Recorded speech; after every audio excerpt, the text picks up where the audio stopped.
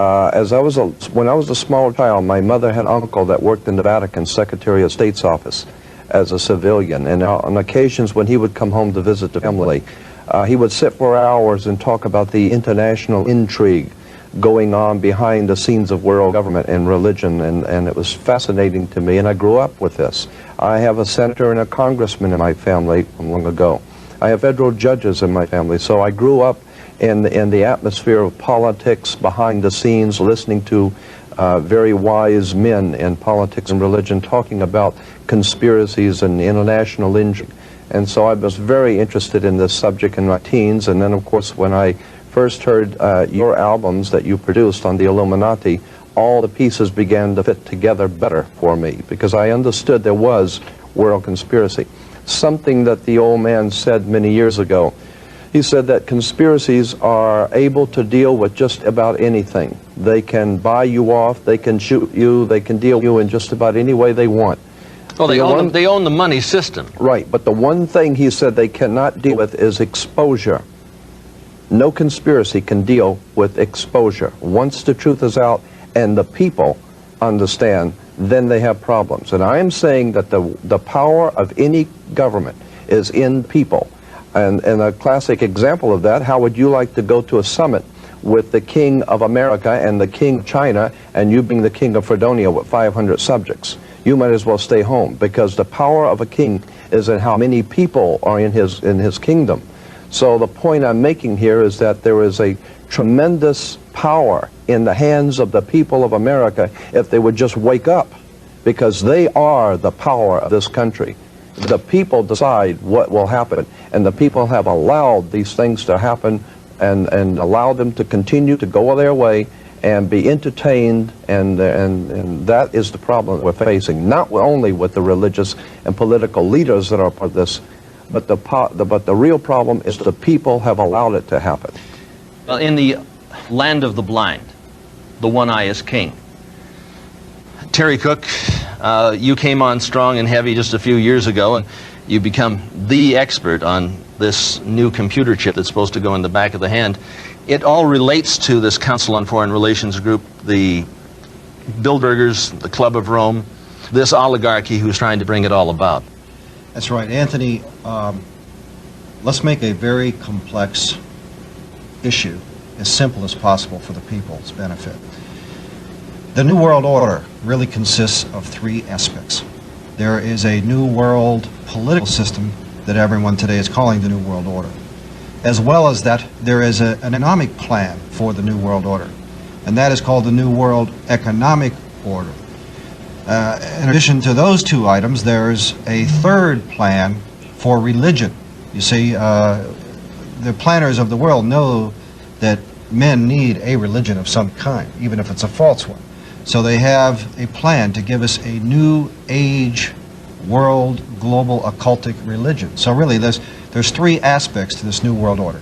A New World Economic Order, in which a computer chip will be injected into our hands or foreheads as a means to track, control, and identify us, and will also be used to make our purchases and scan its Well, they've already put the program in Los Angeles. In fact, Right. a trilateralist named Mayor Bradley, Uncle Tom Bradley, was responsible for putting this in dogs. Right. And your children will be considered like animals.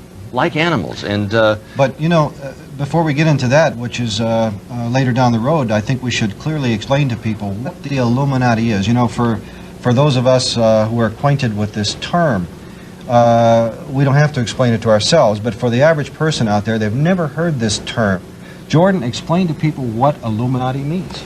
Well, it comes from, the word Illuminati comes from the Latin word illuminan or illumin, which means light. And so anyone who is enlightened or brilliant, and of course those who are the most enlightened are called brilliant people. well, it comes from Lucifer. Well, what we're really talking about here yeah. is Lucifer, the fallen angel, and they have picked up on this, the Illuminati. And if you take a look at some of the Chevys now, they're called the Lumen. They have the horns going up in the back of the vehicle, very subtly telling us that something is coming down by the year 2000. Yes. Well, as I was saying, it implies those who hold the light, the enlightened ones, and they sent us a statue, as a matter of fact. Those ancient Illuminatis sent us a statue called the Statue of Liberty. It's holding the torch of illumination, which is the Promethean torch of Freemasonry. And if you go to the Statue of Liberty, you'll see a bronze plaque inside saying that this was given to the government of America by the French Grand Orient Temple Masons. And it is a symbol of Grand Orient Freemasonry in America, the holder of the light. And that's exactly the same torch that is carried during the Olympics. It is the torch of Prometheus. It's not the torch of freedom. No, it's not the torch of freedom. Of the Illuminati. Illumination. So essentially, in a nutshell then, Jordan, these men whom we tend to call or group in an organization called the Illuminati. It's a loose-knit but tightly secretive organization. Well, operating absolutely. through the Council on Foreign Relations, through the Trilateral Commission, through the Club of Rome, through Global 2000, which wants to reduce the population of the planet by, 25%. 25, that's 1,250,000,000 people have to be exterminated by the year 2000. Well, they can do that. So they essentially, have the technology. this Illuminati then is the group of men who control not only all the money on the planet through all the world banks and the Federal Reserve and so on, but they control essentially all the governments. And so these men are planning to bring about a global form of government that's unique in all history. It's a total enslaving system of world communism and fascism, controlled by a hierarchy in Europe that Anthony calls what? The oligarchy. Well, no, I call it the evil-archy. The evil-archy. The oligarchy of evil. So these men are satanically inspired, and of course we get that term from the Bible, which means the devil. They're satanically inspired to bring about a global form of government to every nation on earth. I wanted to add also that on the back of the Liberty dime, on the back of the old dime in America, there was the fasci, which you look in the encyclopedia or dictionary and look up the word fascism, you'll see that the symbol for world fascism was a bundle of sticks or bundle of rods with a hatchet head. That was on the back of the Well, you see that dime. on each side of the speaker's podium at Congress. Oh, absolutely. So they have and the fasci on each side. Absolutely, and it's also the symbol for the United States Senate is the fasci. But the point I want to make is that was on the old dime. Now on the new dimes, you will see it has been transplanted a torch instead of the old fasci, because fascism was used at one time to prepare the world for New World Order. Now the New World Order is in place. That's why on the dollar bill it says Novus Ordo Seclorum is New Order of the World, but at the top of the pyramid on the back of the dollar bill is Annuit Coeptus, which means our enterprise or our project has been crowned with success. So the point I want to make is that on the back of the American dime today, anyone can look at the back of the dime and see the torch of illumination, which is carried in the Olympics, which is the torch that the Statue of Liberty carries. It is the torch of the Illuminati, who are illuminated. But what we need to do is explain this term New World Order, because do you realize how few people out there have actually heard George Bush and others use this occultic phrase that we're talking about, the New World Order?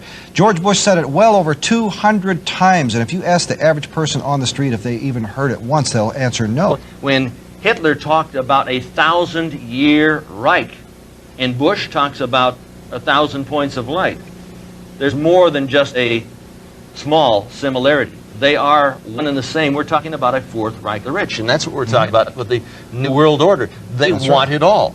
And that fiat funding money that we use isn't money at all. It's debt in the privately owned Federal Reserve. Well, the privately owned Federal Reserve is neither federal nor a reserve. It's private. That's right. A private banking institution which is draining us. It's like America is an invalid in the hospital and dying, and they're putting up an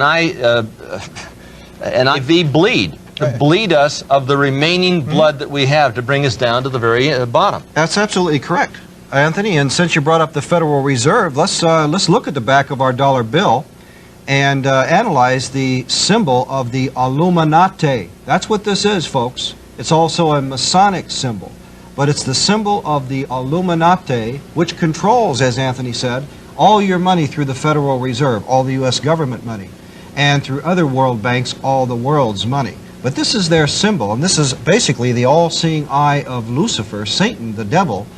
And what this inscription means here is announcing the birth of the satanic New World Order government. And Jordan, when was this placed on our dollar bill and by whom, and what was the story? Well, it was placed in 1934, 35, I think it was, originally on the dollar bill. But what I wanted to draw attention to is the fact that it's an Egyptian pyramid. And you had better look at the idea of why an Egyptian pyramid is on an American dollar bill. Well, it's a symbol of slavery, Jordan, because that pyramid was put together with slave labor. And on our dollar bill, this is the reverse seal. And if we take a look at the schematic of Washington, D.C., we see the layout. Right, but it was also one of the greatest bricklaying projects the world has ever known. And bricklayers are referred to as brick masons, so it is a symbol of the Masonic orders of the world. That makes sense. And it is a very powerful symbol that has been used by the ancient secret societies, and I am here to tell you that that pyramid called Cheops Pyramid is a very important symbol to the world Illuminati. And they're constructing the Illuminati Luxor up in Las Vegas. Oh, I understand. On Las Vegas Boulevard. I was up there with our cameraman here, and is that a new hotel in Las Vegas? A new hotel, 33 stories. I mean, with the capstone. What's the significance of 33, Anthony? Well, I think Jordan would be better able to answer that. When we get into numerology, that is a whole interesting subject of how numbers are used by the ancient world. And 13 is an unlucky number, we're told. It's a satanic number. Well, but it's called an unlucky number because originally it dealt with Jesus and his 12. Jesus and the 12 make the 13, upon which a new order of life would be established on earth. The conspirators have then seized upon this term of the 13, Jesus plus the 12, and have begun to build on that a new world order. Something I wanted to bring out about this new world order, because we said we want to explain it. Let me make this point, that Europe is referred to as the old world, and anything coming from Europe is the old world. When you understand that Europe dominated the world for almost 1,600 years, and the Vatican dominated Europe. The Vatican dominated the old world order.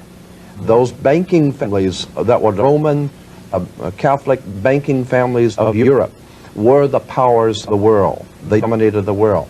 With the coming of America, America becomes known as the New World. Remember, Columbus discovered a new world. When we hear the word New World Order, we're talking about a fraternal order of power, religion, money, operating out of the New World, America. But a satanic, occultic, evil form of power. The big picture, they want it all. They want to enslave your child, your wife, your mother.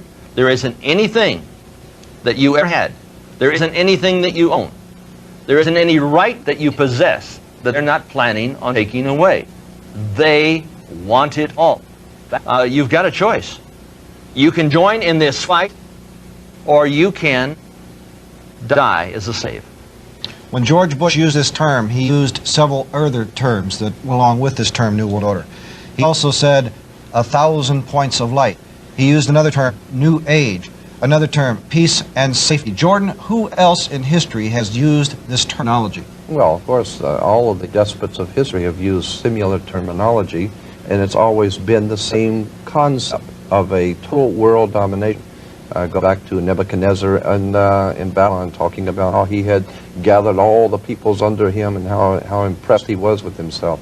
You go down the line, and all of the great dictators and tyrants of the world have always dreamed of taking over the world, but everyone tried it the wrong way. Everyone has tried to take over the world with military, and everyone has discovered that military will not work. You cannot police and militarize enough to take over the world. So the Illuminati in 1776 developed a whole new concept of how to pull this project off. Instead of trying to force people into a new order or a totalitarian dictatorship under military, which you cannot do because people are always going to rebel at that, the idea was developed by Adam Weishaupt to create enough violence and create enough chaos and enough bloodshed to frighten the world, so that the entire world of mankind would one day come to the conclusion that there's too much bloodshed, too much crime, and there's just no possible way for the human race to exist unless we come together and pool our resources, and all of us accept one government and one order, and we will all live together in peaceful, happy, on one family, and nothing could be further from the truth.